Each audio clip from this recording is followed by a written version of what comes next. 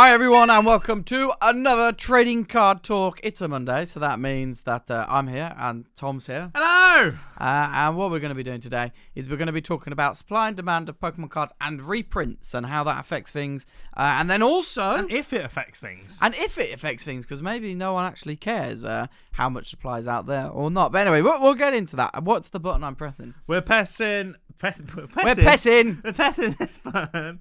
We've also got a gift. A gift? To open whilst we talk about this. So this is from Mitch. Thanks, or Mitch. Pokey_dub. Thank you. Met me late at night in a dark car park and handed me a box. It was a weird situation. It felt a little bit strange. But we haven't opened any Champions Path on this channel. I don't think so. Because we slated it, if you remember. Yeah, we did. We absolutely decimated Champions Path. Do you remember? We were like, oh, it's just a Charizard set. And then everyone was like, no, you're so wrong. And then it turned out it was just a Charizard set. I presumed this was going to be like, you know the things where we open it for people and then we give them the cards back and we don't actually get to enjoy the cards ourselves. But nope, this is all for us to keep whilst we talk. About thingies. I said, what about if we pull the Rainbow Sword? And he went, well, it's yours. I've already got 3. I was like, okay. Is it the Rainbow Sword, the Hype Sword? One or two. Okay, cool. Very cool. Reprints and supply and demand. Where do we think Pokemon is at the moment? Where do we think it's going? What is the current state of supply and demand in Pokemon? Yeah, so let's talk about it right now. So right now, I don't think they could have enough supply. No, I think if they literally tripled their capacity, there would still be this kind of mentality that you need to buy everything you can to earn some money and to make sure you've got the collection yourself as well. Yeah. Which I think has always been a part of Pokemon in a way. Yeah, we've always bought stuff ever since we've been together, and before that, you were doing it on your own. Yeah. Hidden Fates, we bought 50. But now people are buying over everything. The game is known, right? The game's known. Like everyone knows how to make these boxes here into profitable little machines or products, don't they? Yeah, and businesses, not just businesses. Yeah. Whereas what we were doing before is we were like, oh, let's see if we can get a full set and then also stick stuff on eBay and then pay for the next set with it going. Well, in a way, but with the Detective Pikachu stuff, I sold all that and then I bought my Watsy stuff. Exactly, that's what I mean. Yeah. So it was always like going for the next collection piece. Now people are doing it. Certain people are doing it solely for a business, which is commendable. But if everyone's doing it, where does that demand take the product? Because is this still a kids game? I kind of want to move in a bit. Like Alpha Investments has done a great video on this about Timmy's, about how everyone's setting up their own shop.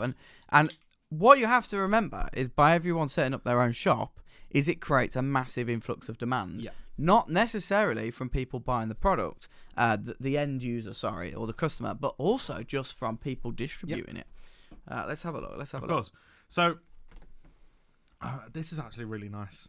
I do like this product. Oh, wow. Is it going to be a sick poster inside? Yeah, it's very high quality. Very, very high quality. So, can you name all the Pokemon? No. This is Galarian Obstagoon. This is Dreadnought. This is Alcremie. This is Cake. This is Gardevoir. Yeah, that's cool, man. That's cool. Yeah, but at the same time, supply and demand. I think they could just keep printing. If Pokemon right now wanted to, they could keep the printing press, times it by 3, like you say, and they could just continue because the demand's there right now. Yep. We're all locked at home. Demand to collect cards is big. That's the card you want. How is it a secret rare if it's in the book? It's not that secret, is it? If it's in the book. Yeah, absolutely. What is the card I want from Champions Path, Connor? Can you remember? It's this. Oh, Suspicious Food Tin. Okay, let's go on the Suspicious Food Tin hunt. Again, I would also like to say the quality of Pokemon product is getting orange better. Foil is absolutely banging, and on the front of the and the feel of it feels very nice. I know that sounds silly. The smell of it, but anyway, the taste of it. Oh, the taste of it. But no, it's very, very high quality product now. Which fair play to, but although I have seen some people moan about the card quality, Hidden Fates, for example, that was cool. And then, we got little damage counters. Oh, they're nice ones, actually. Yeah, they're nice. not just the usual card, they're plastic ones. They're solid plastic ones. Oh, wow. Oh, look, we got the Charizard V promo. Oh, wow, I totally forgot about that. But thank you. Thank you very much, Mitch, actually. And then this can be given to someone. And then we have these, which are very nice. Right, anyway, supply and demand. Champions Path. Let's talk about Champions Path. They could not print enough to fulfill demand. No, not even close. So these were selling in shops, on retail stores, e-tail stores. They were selling on Facebook. They were selling for double, triple RRP at some points. They were selling for like 80 quid, and I think an ETB is usually what, 35, 40 quid? 35. And even for a special one like this, it might be up to, I think it was 50 RRP, I think this one was. Or, okay. I can't remember exactly what it was. But either way, these were going for like 80, 100. These were going for more and more and more. What's the weird thing is that Chaos Cards and Magic Madhouse put their prices up, and they're the initial... They've kind of never done that. No, they haven't. They're the initial retail outlet. They're the ones who are supposed to keep the recommended retail price. They're not supposed to break that. But they can. But they can. And at this point, everybody could. You were seeing normal shops, like corner shops, with these in stock for 80 quid.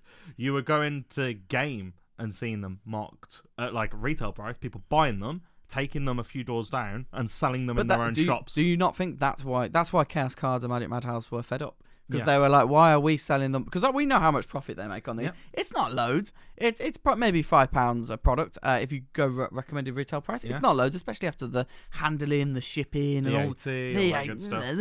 All that crap. The profit margin is actually a lot less than people would think from the recommended retail price. Especially for sealed products. Especially. And booster boxes, don't even get me started on that. It's even worse. But like... honestly, there's not that much in it.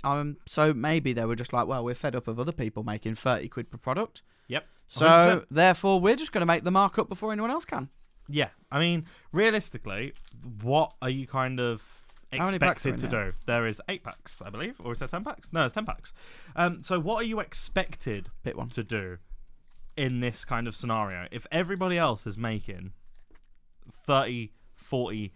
£50 margin and you're making like 10, and you're the person with all of the stock. Yeah, I mean, you're the main retailer of this stock. Realistically, they're going to get preferential treatment no matter what. Chaos Cards are going to get preferential treatment literally no matter what. That's because they can put a mil down, right? Yeah. Like, normal people can't put a mil down. Like you can put tens of thousands. Hell, maybe you got 100 grand, but you can't. You don't have the backing of a. You can't be like, I want $1 million on this specific product. No, exactly. Whereas Chaos Cards, Magic Madhouse, they can do that. They can allocate those sorts of funds, and the wholesalers aren't worried. The wholesalers are like, well, we know you can pay it. Beep. Yeah, done. Pressing the big yes button. So, yeah, exactly. So, therefore, maybe they were just sick and tired of it. They've seen it with the Darkness Ablaze. Yep. They've seen it with other products, Cosmic Eclipse. All of it just went up. Well, Cosmic Eclipse was insane, right? Because it didn't kind of bang at launch. No, it didn't. No. It was super available for a super, super long time. Yeah. And then one day, there was none left. Yeah. Like... from being quite a bit to nothing. 4 from the back. 4. Like from being quite a bit left to literally nothing left pretty much overnight. Ooh, Arbok's cool. But how do you combat that if you're the Pokemon company? Do you want to combat that? No. Why would you? Exactly. Yeah, I mean, if the problem is that there is a bit of inflation here as well, because you've got money which would normally be spent going out for dinners, going out on holidays, and what's everyone doing is got kind of an interest in Pokemon. They're spending it on Pokemon cards. So there is. Oh, we got a holo. And Butch Line. That's very nice. Got 2 holos. Holo? Yeah. Oh, nice. So we got 2 holos in our first 2 packs. Very cool. It's a very good start. But yeah, like there is a bit of inflation because no one else has got anything else to do. So therefore, these packs, these cards are worth naturally more. Yep. No, 100%. It's weird though, isn't it? Because people aren't playing the TCG. No, they're not. People are like, the TCG isn't going on. There's no tournaments. You can't do regionals or nationals or worlds. Worlds was meant to be this year, obviously in London, and there's nothing you could have done. So, look at this set. Look at Champions Path. It's a money set. Yeah, you've got a bloody Charizard V in the Elite Trainer box as a promo, and the only other chase card in it is a Charizard. Yeah, and then that's it. 2 Charizards. Yeah, that's it though, isn't it? Yeah. Like there's not much interest outside. They're not creating this for the game. That is very much in hindsight thinking, isn't it? Yeah. This Champions Path was not made for that. For me, I still don't think, although I very much appreciate this gift, I really do. I still don't think Champions Path, especially because we actually get to keep the cards. Yeah, it's so rare we get to keep the cards. Yeah, it's very nice. But Champions Path in general, especially when you compare it to Hidden Fates, there's not much invention. Yeah. There's not much, real free flow of thought of the type of cards that are in here. Like, nothing in here. Oh, are they all hollow? Is there hollow in every pack? I think that is probably a thing. Or else are we just getting extremely lucky? No, I think that's probably a thing. But yeah, I think in comparison to Hidden Fates, it doesn't really have a lot on it, does it? No. And where does that leave us? Like, demand is obviously higher than supply physically can be at the moment. For everything. For everything, yeah. Like, we've seen pink collections sell out. We've seen triple blisters and blisters. We've seen top loaders sell out. Yeah. Like, that's how crazy this thing. We've seen binders sell out. We've seen anything in even reference to Pokemon and trading cards. We had to close the submissions. We've seen grade fits sell out. Oh, grade fits sold out so blooming fast. Yes, well. we couldn't. We bought enough to be like, right, there's the pre-order allocation. Yeah, we ordered enough for 6 months worth of orders. Easy. And it happened within a couple of weeks. Fire. But it's difficult. It's a beautiful lady. But yeah. It's a very difficult one. Now, I guess the question is, right, if supply increases right now, I don't think it does anything. I think if there's reprints of Hidden Fates. How have they got the Pokeball opening the correct way on the card? They wanted to make up for their mistake. I don't think it really... Oh, I've got something. I'm going to be quiet. What have you got? I've got something big. Hey, Dreadnought V. Woo. Don't lose it. Don't lose your V card. I won't. That's what adults do. But yeah, so right now, I don't think reprints are going to have that massive effect. Hidden Fates reprint. Also, Hidden Fates don't really come to the UK. No. So it's more for the American market, and it's usually small. Yeah. Like, this isn't a Roaring Skies reprint. This isn't something where all of a sudden everything's getting flooded constantly with booster boxes, and there's literally more than you can physically buy, and if you do buy them, you're losing money. This is, there's a small allocation of reprints going to this one specific type of product, and it'll probably last for like... I mean, I would counter that. I would say if Roaring Skies reprint happened now, yeah, I don't think it would affect the market as much. Because I think actually that reprint bought up like that. Therefore, where was the reprint? Although there was an increase in supply, I would argue that it's bought up so quickly, there wasn't actually a real increase in supply. So back then... they reprinted that thing to, like, high heaven.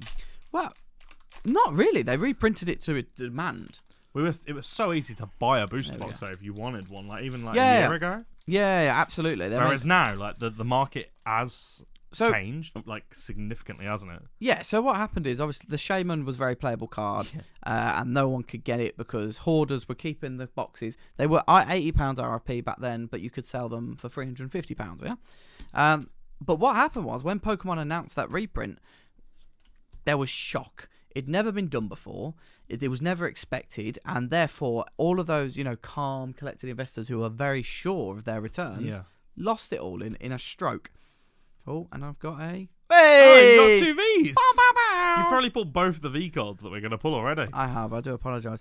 But yeah, so that was a shock to the system. But what was different then to now is the demand. Yeah. There was nowhere near, I would say. Like, people loved Roaring Skies. People loved Pokemon still.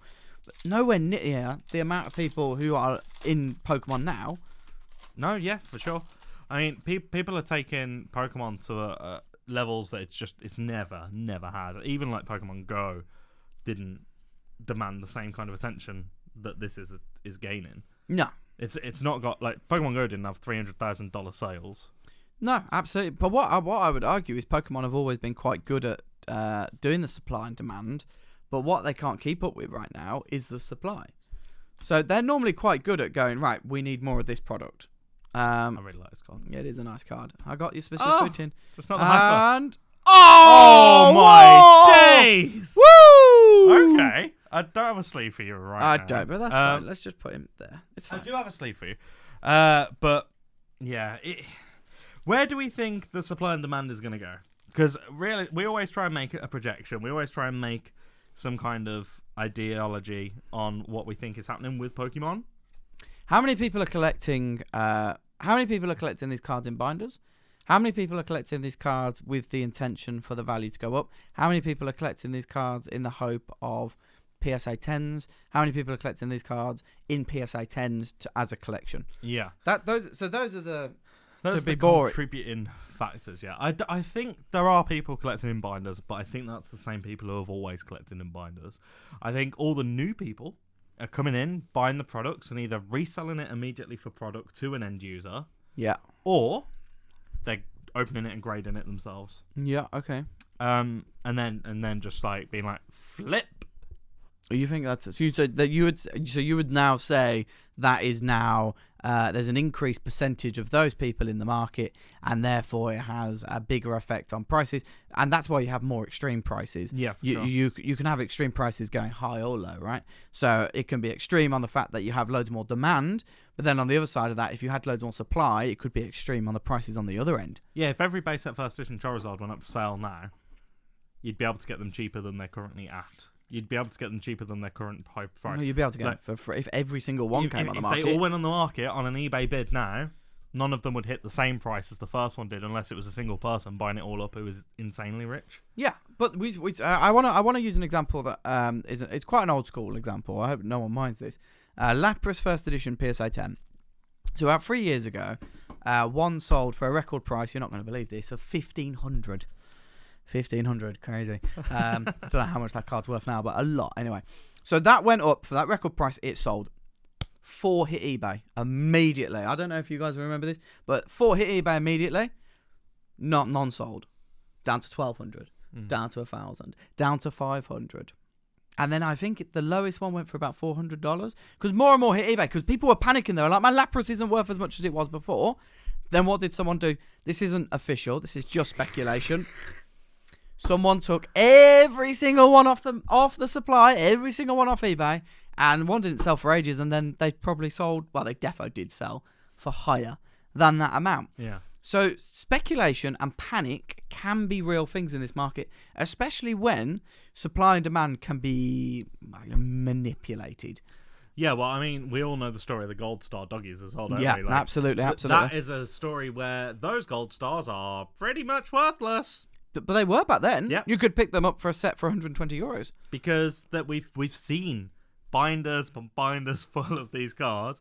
Whereas if we hadn't seen that, I mean, the who's to know? Suicune Gold Star. Beautiful. Everyone loves a Suicune. Everyone loves a Gold Star. That card could be worth a mint.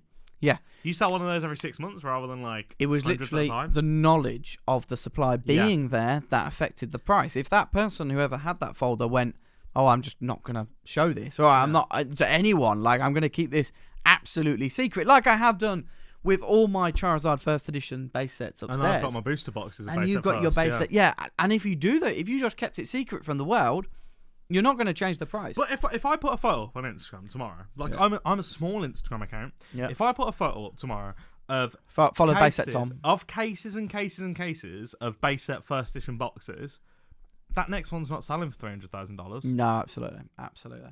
And I think that's it. I guess what we're trying to say, it's a cautionary tale. You know, demand and supply can be quite fickle. I've just noticed Mario's just trying to go into the microphone.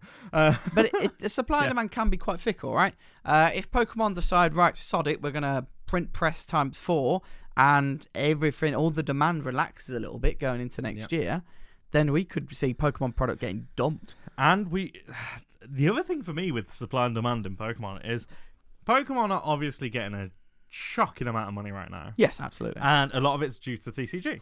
Yeah. Oh, it's massive high profit. Exactly. The cards. Pokemon, with all these latest sets, I mean, the centering on this, not great. If they start getting their manufacturing perfect, and pretty much every card is a 10, every single card, all of those cards are worth less. Yeah, immediately, because every single... Like, well, we see it with the Japanese cards. Yeah. Like, although prices can still creep up, but that's over time. That's over years. That's about rarity. That's not about the quality of the card usually. Like the Mario and Luigi Pikachus, they grade well.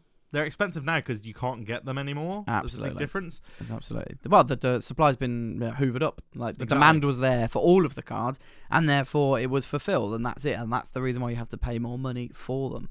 It's an interesting theory. I think especially with PSA, when panic is on set, and it's the same the other way around with the hype, isn't it? Yeah. Like it can absolutely be both ways around. If the hype is there, then the next one, it continues to go. If people start panicking, let's say with my cards, let's say they went down in value, Team Rocket First Edition, I personally feel, I've got the PSA 10 set, I personally feel it's nowhere near worth what it's going for. Because the populations are too big. This is a personal feeling. But if I then acted on that personal feeling, or maybe you do at home, and you went, sod it, I'm going to get rid of them all, it would only take 2 or 3 of you to do that, to then create a panic about 20 people, then 50 people, and then all their stuff goes on as well. So I guess it is just a cautionary tale. Supply and demand can be fickle. If there's panic in the market, it can work exactly the same way as hype. I would say, though, the market is still very strong, and there are a lot of people looking for these cards. I think the market is both extremely strong. I think that there are so many people new to the market that, as always, my advice is going to be, if you want to be a part of this whole game, make sure research is your number one priority. You can't do this if you just go, I'm going to go after Charizards. You have to know which Charizards. If somehow you can get Burning Shadows PSA 10s, like those hyper rare Charizards, and you can get Charizards from like the EX era that are Gem Mint 10, stuff that's hard to grade, you know, not just base set unlimited Zards. Base set unlimited Zards are always going to have value, don't get me wrong, but they're plentiful. And but this is the thing, it's never been so easy to make money from Pokemon. Yeah. Because you could literally go to Chaos Cards before Champions Path, buy a product and then resell it. Like, it's not usually that easy, you know? Normally there is more research done into it. Normally you'd have to break up the whole product, sell the singles, maybe grade the GXs back then or the Vs, or maybe you'd get the best price for this card or the reverse holo. You know, that would normally be how it worked. But now it's quite simple. I've got a box I bought from Chaos Cards for £50, and I go, Tom, would you buy this for £80? Oh, yeah, of course. I really need that box. And there you go. I'm not giving you £80. And there you go. It's that simple at the moment. But it doesn't... With that comes something else, though, doesn't it? With it being the easiest way to make money, like the easiest time to ever make money in Pokemon, absolutely, yeah. It's also a big risk that it's going to be the easiest time to lose money with Pokemon. Yeah, potentially. Because if there is a crash, you're part of it. Yeah. And same with us. I'm not so worried about a crash. I am more worried that it levels off. Yeah. And then you have a lot of people who maybe bought in high prices, or maybe they bought in for products that actually doesn't have the demand there anymore. But right now, I don't think that's too much of a worry. Because, no, I don't think it is right now. Because the people are still at home, people are still playing Pokemon cards. I guess we're trying to say is the supply and demand. Reprints, if reprints come in, we know Cosmic Eclipse is Jan. We think Cosmic Eclipse is Jan. From what we've heard, it's confirmed, but we can't give sources. Oh, that's not good, is it? Oh. What's the point in that? Hey, do you know what I mean? And we've got the 25th anniversary coming next year. But what else is coming up? Hopefully a COVID vaccine. Well, that's very true. Okay, we're going to bring this up now. Yeah, so COVID has been a massive part of this, right? Everyone has been at home. Everyone's been finding cards in their loft, and maybe they've moved back in with their parents. They've found their childhood cards. They've been watching YouTube a lot. They've been watching Randolph. They've been watching Logan. They've been watching the Sidemen. They've been watching Leonhardt. They've been watching... Everyone's been doing this.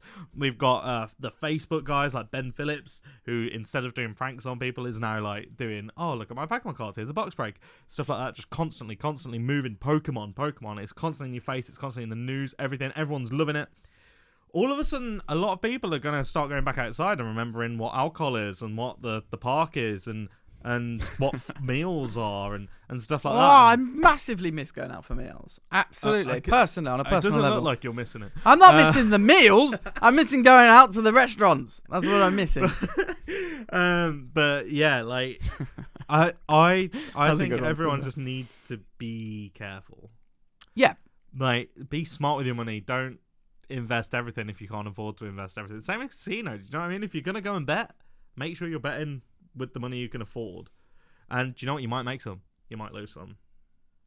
That's my biggest thing. I think people are going a bit blind into it. I think there's certainly... I don't know. There's certainly I think there's a feeling where you can go into it blind right now. And like I say, it's that simple on the premise of the box.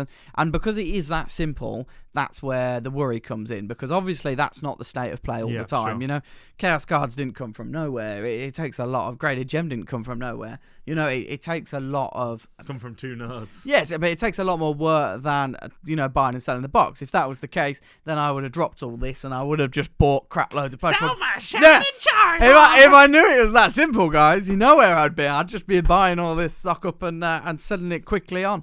But so it is quite a short-term thing, isn't it? Yeah, it is a short-term thing where there's not enough product to meet the demand, and therefore it's very easy to pick up this product and sell it. Because for the next set, Pokemon could literally release like 1 billion booster boxes. What are you going to do there? But Hidden Fates had a massive supply. I think we shouldn't forget that. It was printed and printed and printed and printed, but it was such a good set, and it brought in so many new people, it was able to keep up with demand. And even then, they still had to reprint things. Even then. I think they reprinted ETBs in America as well. As well, did they? I think. Man, so crazy. America gets all the cool stuff though. I mean, they get so much more product than we do. But yeah, if Pokemon release like 1 billion boxes of the next set,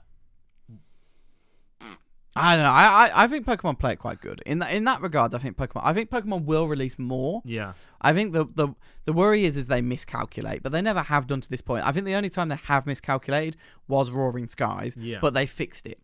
So I think that's where they do try and use the supply and demand leverage. Do you think Pokemon even care? Yes, absolutely. But no, I mean about the.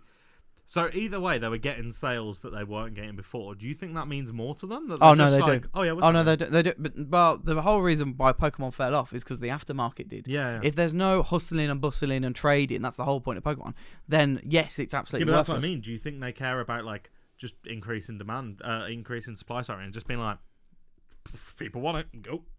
No, I do. I don't think they would. I don't think they would flood the market because they know that actually long term that hurts the hobby. And I think Pokemon are quite clever. In fairness to them, I think they do limit supply. The richest media franchise yes, ever. I do think they limit supply, but they also know for Evolutions and Hidden Fates, they can keep those. Well, they can keep that printed. Sold anymore. No, not in the UK. But they can. But they can keep it going. Like I think they're clever enough to know that what sets they can keep going and what sets they can't. I think so anyway. I don't know if that's the case or not, but who knows? It's been a bit of a weird one, hasn't it, this one? It has been. We're just talking about reprints. This is on modern stuff. Yeah. If we could go... If they reprint base set first edition, you're all screwed! They're definitely not going to do that. But I guess there is... Wait, that'd just be base set. There is also the factor that these old cards are kind of in their own little bubble because the supply of those cards... We know we've probably got better knowledge than most at Graded Gem in regards to what is at PSA right now. What's the percentage of Pokemon cards out there? And I can tell you right now, well, one, there's a lot of German first edition, but two, it's a lot of modern stuff. There's not tons of Neo Destiny first edition, I might say. There's not a ton of Shining's first editions. There's not. Those aren't the things that we've been putting into orders. But there is base set. I wouldn't be surprised if the pop of a lot of base set cards doubled. Yeah, but if the demand can keep up with that, that's fine. Yeah. Which is absolutely fine. But if there's triple the amount of people in the hobby, but the pop has only doubled, then we're still good. And actually, the supply of most of it is continually to increase. But because the demand is so big, it's okay. It's just whether our collectors going to be buying Charmander PSA 8s and limited base. It wouldn't interest me because I've come from an era where 10s were the only first thing editions and that's it. 10 Master Ace. Whatever. Gem Goblin. But they wouldn't interest me because back then they were worth 10 pence. Yeah. And in my head, they're not still worth 10 pence, but it's not something that interests me because it used to be very easy to acquire, and therefore I'm not interested. You could have acquired it had you actually wanted it, yeah. Exactly, and I didn't want it then, and I don't want it now. However, are there going to be those collectors who do collect PSA 8 unlimited base? I mean, there is collectors like that. Yeah. So we know that there's collectors like that. But if there is that base of collectors, then therefore that means the rest of the market can be quite solid. Yeah. PSA 9 first editions. I think they're look solid. at Ricky. Ricky is the PSA 9 guy. He doesn't collect 10s. No. Usually if he gets 10s, from what I know, he just sells them, buys a 9 and has some money spare to buy more cards. Well, in that video I did 4 years ago, I very much told about the percentage increase and how 9s have probably got more potential than 10s in many, many ways. Not in all 10s, obviously. Look at the Lugia first edition that recently sold. Do you want a little comment on that? $100,000? First edition, $100,000. I do have a comment. Go on, hit me. And it's this. Sorry, Randolph. Sorry, mate. Your crystal Charizards are flying, my friend. They're absolutely flying. They're worth more than my entire collection, I think, at this point, which is pretty cool. Sorry, mate. But actually, when you're playing that game, he could still sell his crystals, and therefore he could, You'd have to sell his house, mate. At this yeah, point. but he it's $100,000. It is 100. What? Let's talk about that for a second. $100,000 on a card that isn't base set. Or Charizard. Or a Charizard. Or a Charizard. I mean, or the like a super rare tropical battle. Or I mean, it is 4 times better than it's 4 times better than a Ho-Ho. But I mean, what I'm trying to say is, like, it's a top tier Pokemon. You can't deny that. No, yeah, it's top tier Pokemon. Top tier Pokemon. You can't deny that, and it's better than Ho-Oh. So therefore, but 100 grand, 100 grand. The pop is bigger than a lot of other cards in the Neo Genesis. Slowking, and other cards as well. Yeah. So what does that mean? The Typhlosion 17 is. What does that mean? That card is worth? Thing is. Do people want the Typhlosion 17 as much as they want the Lugia? Lugia is a legendary that's always had love. Typhlosion's just a starter that a lot of people played with, sure, as a kid, and people like. But it's not Charizard. I wish we could see the market value of these cards. I wish you could hold fake auctions, but people think they're actually on them. Does that make sense? I wish we could grab. Are you saying market you wish values. to scam people? No. Sounds like that's I what want no. People spend real money on this card I don't have. That's what it sounds like you're saying. I wish I meant we could run auctions. What I meant to say was we could run auctions on cards that we don't know the values of. Yeah. Like the Dark Espeon First Edition PSA 10 in my collection has not sold for 2 years now. Publicly. It's not sold for 2 years. I have no idea what it's worth. There is a lot of cards out there that haven't sold in the past year due to this bubble. And how are we supposed to know? I have no idea. No, neither do I. That's the kind of numbers boggle me. I was trying to think about it, and it literally made me yawn. So I was like, I don't know. It's impossible. Like, how are you supposed to? I could go to the next guy. We've done it. We've done it when we've done where a price is going to Pokemon. But what set this whole thing off? We've done 4 episodes of that or something so far, and every time we're like, when's this last one sold? Then 2 years ago. Oh, good. When's this last one sold? A year ago. That's what I like. Thanks. So on some of the Neo Destiny cards, first editions, PSA 9s are going for more than the last sold PSA 10 because there wasn't a PSA 10. And not just a little bit more, 4x. So the last sold PSA 10, the PSA 9 is now 4x because that sold because that was available. So that's been on an auction or whatever. But then where do you make the valuation from there, man? It's hard. It's hard for PSA. How the hell are you supposed to know? Who knows? I don't know. Well, I kind of find it interesting in that respect. When you mentioned PSA, if the values of these cards, they haven't sold in 2 years. PSA check that order for a value charge. Yeah, that's true. Where's that come from? Hopefully they just use the old value. This sold for $100 in 1999. Boost box? Yeah, they do that. But anyway, it was a bit of a crazy one. Massive thanks, PokeDub, Mitch. PokeDub, thank you very much. I don't know whether we'll have an Instagram spinny thing for you. Maybe. I don't. Oh, actually, no, because this has been uploaded straight away, pretty much. Oh, is it Poke_Dub? Poke_Dub. If you don't follow Poke_Dub on Instagram, you a loser. Oh, okay. Also at Grady Groudon because I've started posting.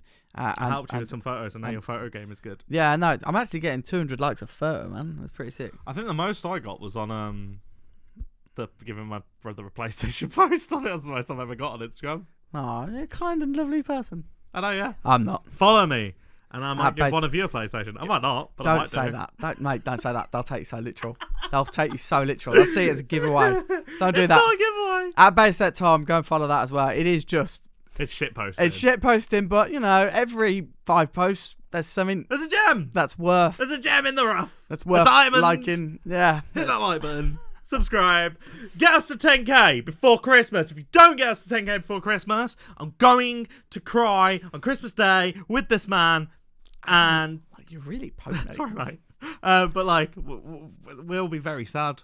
Yeah. Okay. But what is going? Your arm is sometimes touching my shoulder, and then other times it's not. It's like I'm wary of the beast. Right.